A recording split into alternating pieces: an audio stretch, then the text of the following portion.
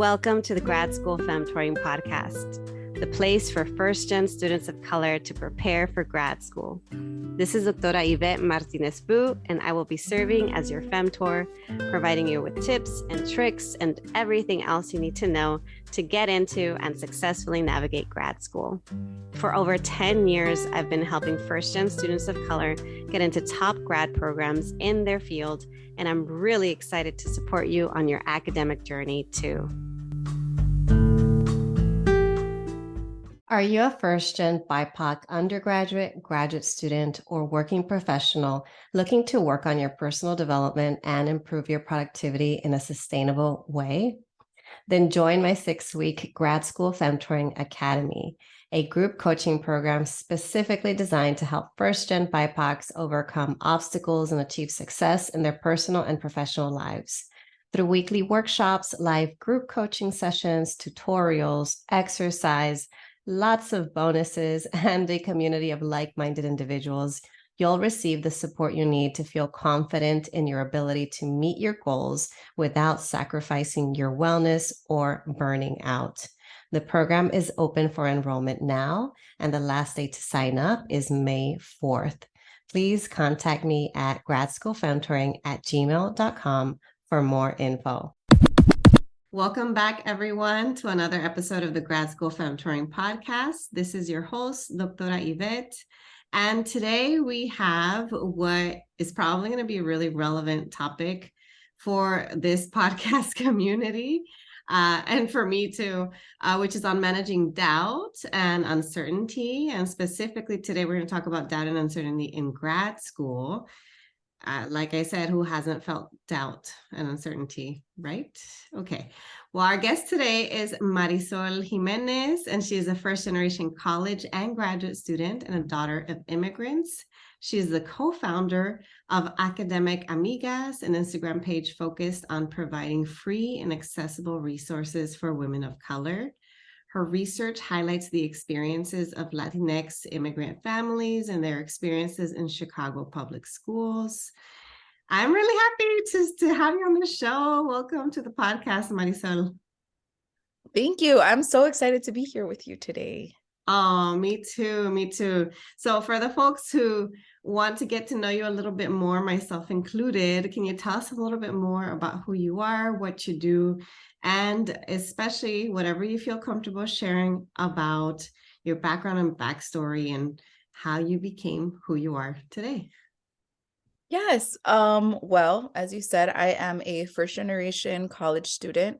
Both of my parents are immigrants from Michoacan in Mexico.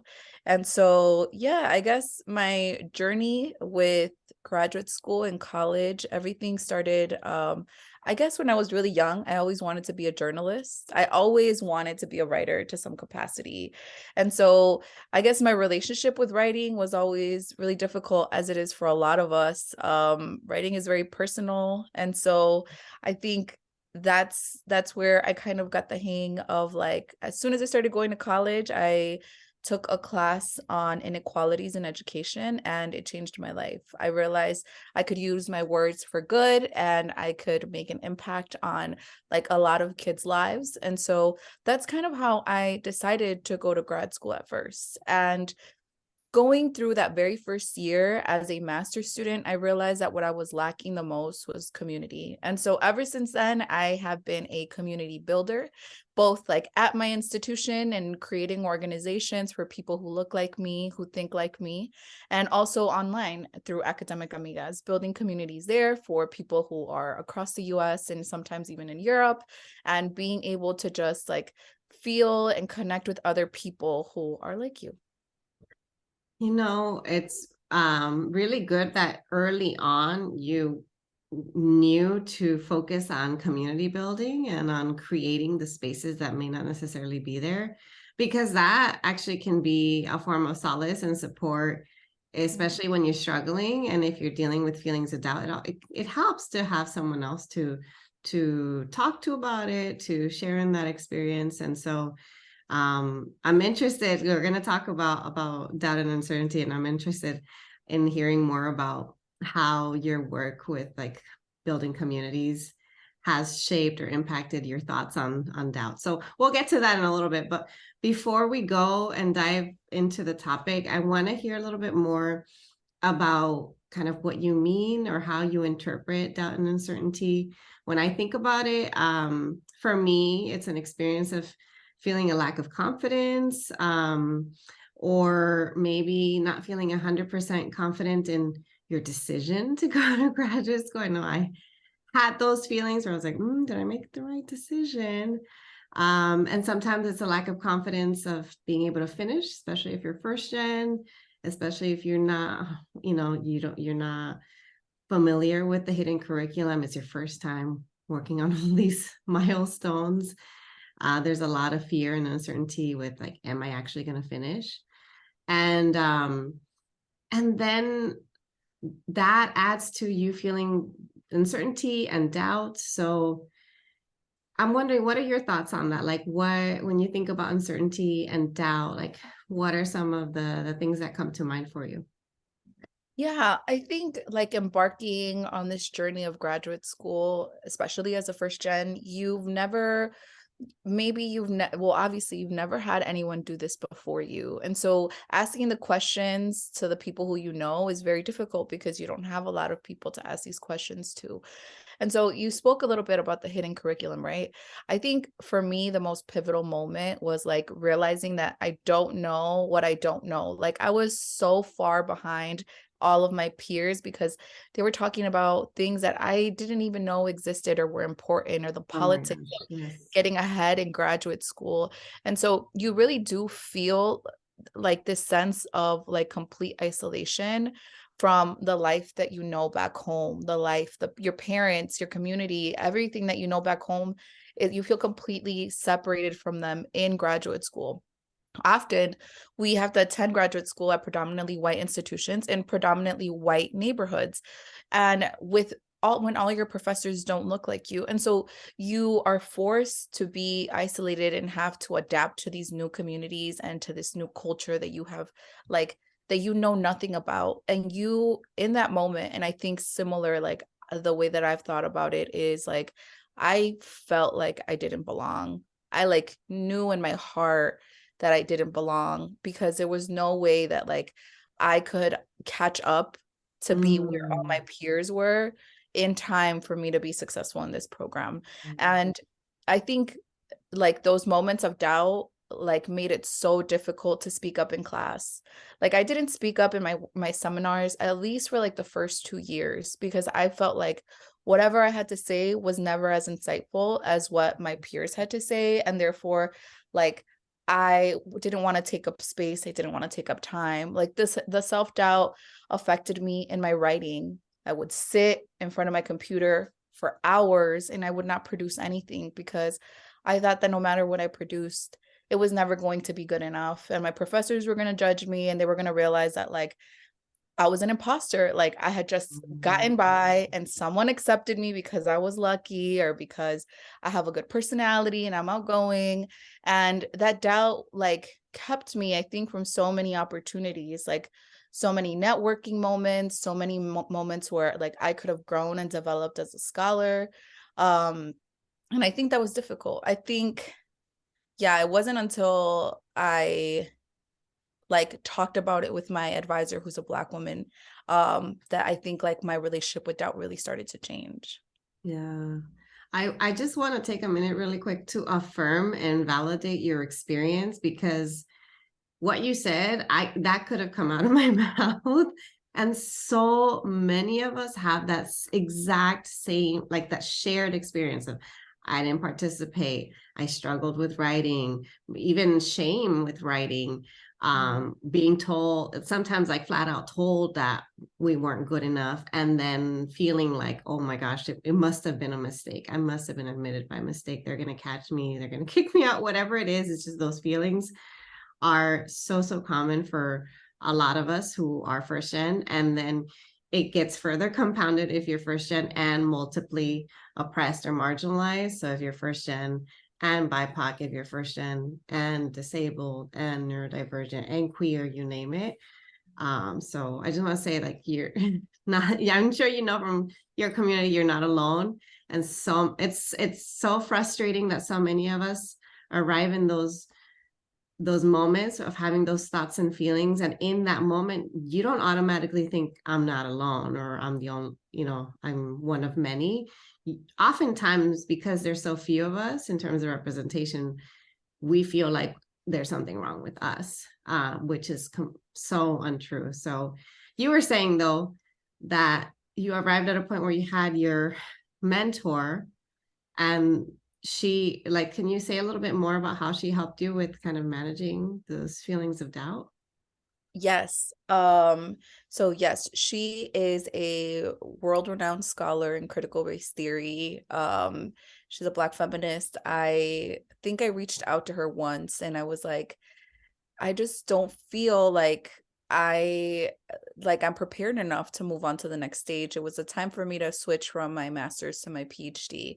And she was like, "What are you talking about? Like, I've read your work and your work is amazing." And she's like, "You need to show up every day like you are that person. You need to apply to the jobs that maybe you're not prepared for, but you apply for them and then you prepare yourself to become that woman. Like you need to always think about yourself that way. Like you can't leave your name out of any hat. You need to put yourself at all of the tables." And I think for me, hearing it from her, that she truly, that she's read my work, that she's talked with me, that she saw in me what I couldn't see in myself at the moment, was it completely changed the way that I think about it. And I think after that, even having self-doubt in starting new projects, passion projects like academic amigas or other things, does doubt creep in? Yes, I think it's a normal reaction for all of us to feel uncomfortable when we start something new, something that we've never done before. But I always tell myself, why can't it be me? Why is it impossible for me to be a professor or for me to be a great writer? The only thing that's between me and all of my goals is all of the work that I put in the middle, all of the hours that I spend reading and preparing myself, all of the hours that I try to I put into these projects. That is where my end goal is going to come from. And I believe most of the time, even with the doubt, I think one of the things that I struggled with the most was rejection. So on top of your doubt, you already tell yourself, I'm not good enough. I shouldn't be here. Am I going to make it? Am I going to be a professor? And then you get a rejection, and this rejection just knocks you down, right? You're like, they were right. I'm not good enough. I can't perform at the same level as my peers. But I think I've looked at rejection completely differently. I think I took all of them very personally in the past. And I learned that not to take them personally. I think whatever journey is set for me now is already put in place. And whatever isn't for me, whatever opportunity, money, grant, fellowship is not for me, it was never supposed to be for me. But I have an abundance mindset now. And I know that there is an abundance of opportunities. And just because one of them doesn't work out for me doesn't necessarily mean that there isn't going to be something better. And all rejection is redirection. Yeah, the other thing that when you say that it reminds me of is the importance of developing a growth mindset, because a lot of us develop the opposite of that, where we associate failure as an inability to be able to do something. And so we avoid failure at all costs, whereas other folks may acknowledge that failure is part of the process. And then the more you fail, the more you learn and grow. And that can help a lot. And because especially in academia, there's a lot of rejection, like you said. I'm glad that you mentioned that. I'm glad that you mentioned the abundance mindset. I'm glad that you mentioned, the different ways that you're seeing it to kind of reframe these things that have made you feel doubt. I'm wondering, you mentioned, so the example of coursework, you mentioned the example of, getting rejections, you mentioned the writing. In what other ways does uncertainty or doubt kick in for you? And what are some strategies or tips that are helping you with dealing with these feelings? Yeah, I think during coursework specifically, well, I guess I'll start at, as you know, I run an Instagram and I try to provide support and services for women of color to go to graduate school. And oftentimes I get asked, like, how do you know if graduate school is right for you? And honestly, I am 100% supportive of all of us getting more education, but always with the understanding that, like, is it going to lead you to the career and the life that you want for yourself? Because graduate school it will take like all of your emotional energy, like your finances are going to struggle. There's so many parts of you that you feel like are on hold. And I think those are real doubts that you need to take into consideration when you're considering what path you want to go down. And I think during my coursework for me, like I reached a point where I was like, should I even finish this degree? I want to focus on education policy. I can get an education policy job without a PhD. So why am I even getting one? Is this right for me? Do I want to go through another 4 years of like emotional damage, of academic Oh, hazing, of like financial instability? Like, is it worth it in the end for the life that I like envision for myself? And I think like that is healthy doubt. Those are questions that you mhm. should ask yourself, that you should consider, especially if you have to pay for your graduate program, right? Like how much, like, can we take alternate routes? And I think that's real. So I think for me, becoming comfortable even with those feelings of doubt, it's the same as like becoming comfortable with the feelings of like sadness and anger. Like those feelings come up and they're inevitable. And so how can I like honor those feelings? Like I feel you, I understand you, like I understand myself that I'm anxious about this new opportunity or this new job or this program. And also at the same time, like I believe in myself and I believe in my capabilities, and I want to support myself. And so I think some of the things that I've done to kind of build up that like support system for myself has been my community. Yeah. Um, when I think especially recently, I just took my qualifying exams. It was 2 weeks of torture for me. I had been preparing for these exams for like 5 months. And in those 5 months, I also took a month off and I traveled to Thailand, and everyone was like, you're making a mistake. You should be preparing. You're never going to pass if you're taking all this time off. And I was like, I believe in myself. I think I can do it. Like, if not now, then when? And so I think in those moments of doubt, like one of the things I do is save all of my letters of recommendation that I've received over the years. And when I am down in the dirt, I go back and I read the letters of recommendation and I'm like, they're writing about this person. And I'm like, who is that person? And it's me, but that's how people look at me and that's how people perceive me. I am someone who like gets things done and I am able to be critical. And so I think reading those letters of recommendation give me like the confidence sometimes that I need when I'm really struggling. Or I reach out to a friend, and like a friend who knows my abilities, and just hearing them talk about me or support me is so great. And honestly, most of all, like in between both of those, one thing that I've always done when I'm like really struggling is call my mom. Like, Mm. you don't know how many times I've called my mom at like at 3 in the morning when I've been working all night and I'm like crying and I'm like, I just can't do this anymore. Like, I don't think I'm gonna make it. And she's like, tú puedes hacer todo lo que tú quieras, like todo lo que te propongas, you can do it. And I think in between all of those, they've kept me afloat when I think I really struggle. I write like affirmations for myself and I keep them in front of the mirror. And for me, like a combination of all of them are what have kept me going. Those are really, really great tips. It's also funny because someone I know who's an oral historian and speaker recently gave a workshop on imposter syndrome and how to combat it. And one of her tips or strategies was keep a file, a folder with all of your letters of rec. And anytime you start to have those feelings creep up, go and reread them and remind yourself that that's you and that you've got this. Like that there's no reason for you to doubt yourself, that you've done it before, you can do it again. So it just reminded me of that. My version of that is called a brag bank. And I keep a folder with just all the positive notes. It's not just letters of rec, it's any just nice emails. I'll put screenshots of DMs direct messages I get of folks and the impact that I've made in their lives. And all that reminds me of like who I am, my purpose, my strengths, and it helps.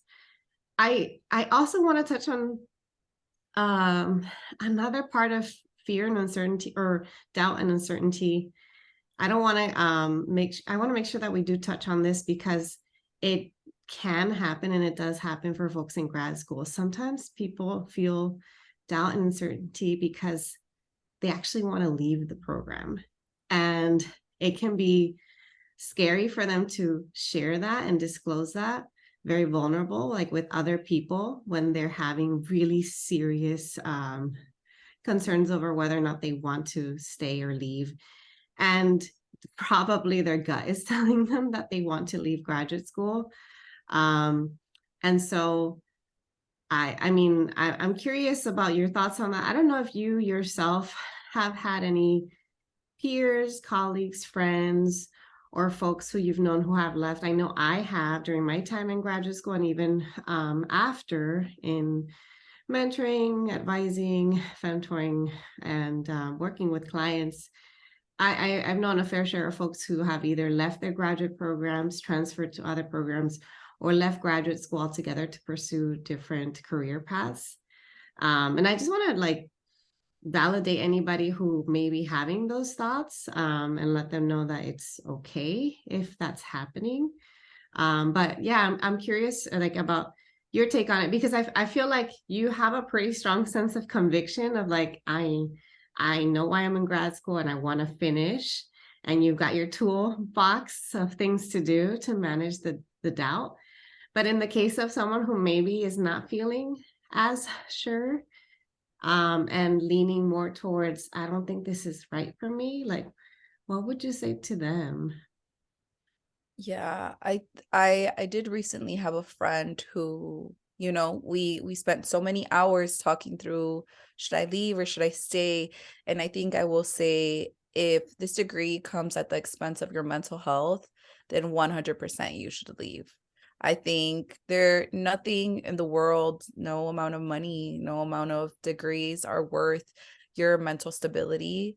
Mm-hmm. And I think that some, like, academia can be so violent and harmful to people of color, to women of color, that sometimes we are forced to make the difficult decision of having to leave. And sometimes, like, you can be in such a toxic environment that no, like, letter of recommendations and no, like, positive notes to yourself and no calls from your mom can be enough for you to survive in a space that is just never going to be good for you. And honestly, I also think that, like, all of, like, me being able to have all of this conviction and positivity is also because I predominantly, I think, not like actually 100% in the last 3 years have only worked with women of color. I have very good positive experiences as far as that, but for my peers who don't, I think we weighed out the pros and the cons. And like I said, there was no amount of yoga and meditation that can get you out of being in such a toxic place. And sometimes, like, either you're so burned out and you need to take a semester off to, like, get your mind right, get your heart right, get your body right, like, just be in a better mental space to come back. And during that time, I think it allows you the time to have reflection on whether or not like this is for you. I recognize that academia is never going to save us. It's never going to save us. It's never going to love us back. And so it's never going to be worth you going through depression or suffering like a lot of mental health stuff for this degree that's never going to love you back. And so yes, I think taking the time off is also really hard because you can have feelings of like, I failed, or like other people haven't had to do this, but I do. But everyone else doesn't matter. Like the only person that matters is you, and no one is going to judge you for taking time off. Like at the end of the day, the only person that you need to worry about making happy is yourself. And I think for first gen students, like for my friend, for example, of course, her parents are immigrants. They want to see her finish, of course. But I was like, your parents didn't immigrate to this country for you to be a PhD student. They just wanted a better life for you. And that it doesn't matter what that life looks like. As long as you are happy, you are already living a better life. And that just needs to be like a constant reminder. On the other side of that, like if you need to leave because of yourself, I completely support it. I think the only time that I thought about leaving was because I had a very toxic professor who was very negative to me. And I did really consider leaving because he had told me like, the only reason you've made it this far, at that point I was like a second year PhD, is because people feel bad for you and they don't want to fail you because you're a woman of color. And man, I remember crying like hysterically for days. I printed out the papers. I went to go see my advisor and she was like, he's a fucking idiot. And I was like, oh gosh. and we dealt with the problem there and then. And she was like, never let anyone tell you, because the truth is that like people will always tell you that you're not good enough. And like, it's up to you to believe in yourself, like to try harder, to do more, to just like surround yourself with people who like your work. Not everyone is going to like your work at the end of the day, and that's fine. My work and the research and the critical work that I do is not everyone's cup of tea. That's okay with me because I know that like I'm making a difference with what I do. But yeah, I think as far as doubt and leaving, it is up to the person. And if you've reached a place where you absolutely do not have anyone in your program who can support you, and it is affecting you so much, then it's definitely time to take a break, leave. You can reapply elsewhere, but definitely taking care of yourself first. There's not a lot that I can add because I feel like you provided really good advice and insight. But one thing in terms of what you said that kind of I appreciate is that you didn't just go with like a black and white answer. You allowed room for the gray. So instead of saying like, hey, if you want to, leave your program, you can. You said, you know what, it's okay. If you're having doubts, it's also okay to take a break. It's also okay to go on leave, and that it's okay to sit in that gray area while you decide. And I'm a big fan of that, of kind of allowing yourself to be in the gray for as long as you need to be, and to really sit and think and figure out what it is that you want and to do and make decisions out of your own life goals, out of your own like intuition, out of what feels right for you in your life, and not what other people are like projecting onto you or expecting of you. Is not because someone's saying you are terrible at this and don't belong here, or it's not because I don't know, because you're being made to feel like you are not meant to be there. Like it should ultimately come from you.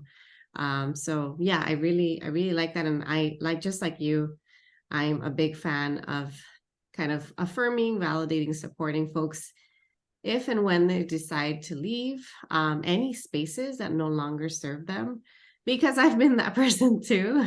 And I've also been on the in terms of being that person on the receiving end of folks saying, no, don't leave, or no, like the guilt trip of like, you're gonna regret it, or like, you're gonna miss out, or students are gonna miss out on blah blah blah blah blah because of you not doing X or whatever it is. But really, at the end of the day, it should be what works best for you. So I don't know. I think what I'm taking away from this conversation about doubt and uncertainty is that a lot of times it's sending us a message, like something is up right now. Why am I feeling this doubt? And it's getting to the root of that. Like, in your case, it's like I had this toxic professor who was unhelpful and said some things that were not only rude, but completely untrue. And to the point where like making you consider whether or not you want to stay in that program. And you were able to, push through, work with other mentors. Now you've been surrounded by women of color, mentors who have been supporting you. And now like you have that sense of, again, like I sense that you have more confidence in who you are, what you're doing, and in finishing your program. And that's really great. But it was that message of like, okay, why am I feeling this way? It's not coming from me. It's coming from someone else. They're projecting things onto me. They're not true. And so I'm moving on. And so in anybody else's case, I guess it's just the last thing I want to say about this is try to get to the root of like, what is it that your thoughts and feelings are trying to say to you?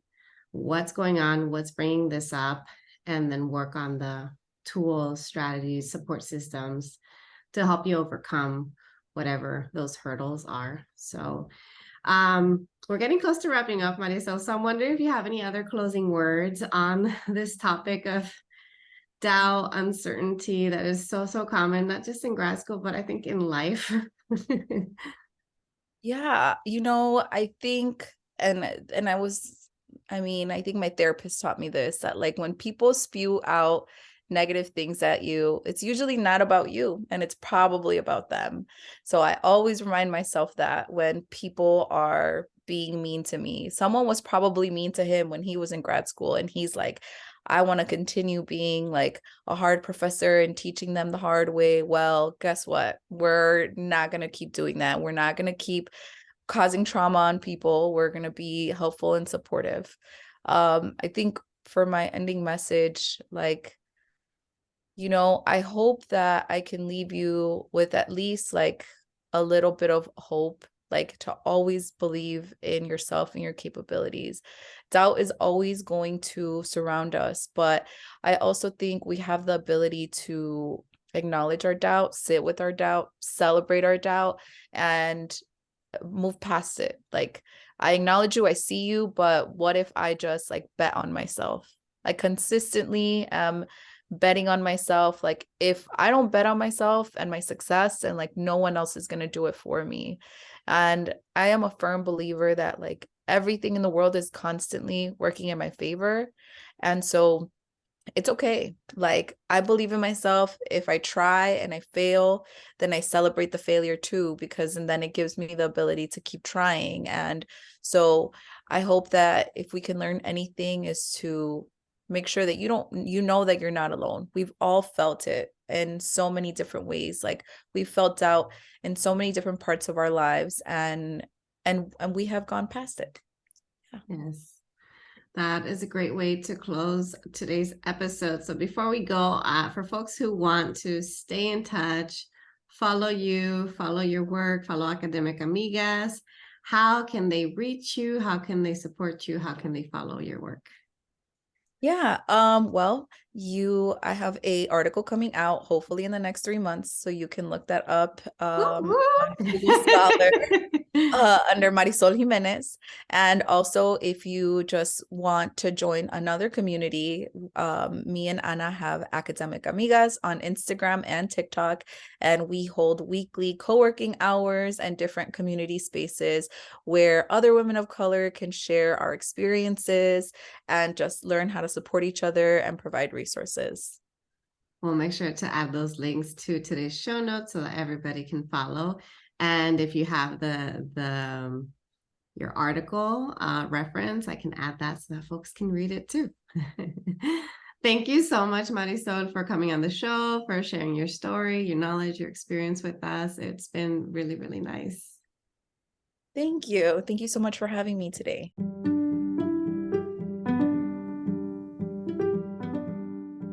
Thanks so much for joining me in the Grad School Femtoring Podcast. If you liked what you heard, here are 3 ways you can support the show. The first is to make sure you're subscribed and leave a review of the podcast. If you leave me a review on Apple Podcasts, you become eligible for a free half-hour coaching session with me. Yes, that's right, 1 free session. Once you leave a review, you can email me a screenshot and I'll send you a link to sign up.